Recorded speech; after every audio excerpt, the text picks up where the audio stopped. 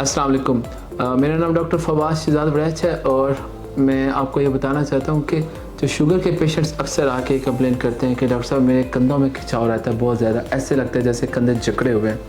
और बाज़ दफ़ा ऐसा लगता है पेशेंट के अपने तासुरात ऐसे होते हैं बताते वक्त कि डॉक्टर साहब ऐसे लगा जैसे कि यहाँ पर किसी ने लोहे का फ्रेम गर्दन में डाला हुआ है कि हर टाइम लगता है बिल्कुल अकड़ाहट है, हिल नहीं सकते।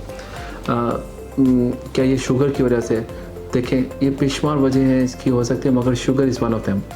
और इसके लिए बेहतरीन ट्रीटमेंट ऑप्शंस मौजूद हैं। इसके लिए कुछ मेडिकेशंस हैं जिनको हम अगर टाइमली यूज़ करें तो वो पेशेंट की ये वाले खिंचाव की कैफियत काफ़ी बेहतर हो जाती है। और मैं चाहता हूँ कि आप इसको दूर करने के लिए दर्द की दवाइयों से बचते रहें। ऐसा ना हो कि शुगर तो गुर्दों को ज़ाया करे ही करे और वो दर्द की दवाइयाँ वक्त से पहले ही गुर्दे ज़ाया कर दें, तो इनसे बचते रहें। उम्मीद करता हूँ इससे आपकी मदद होगी। Thank you.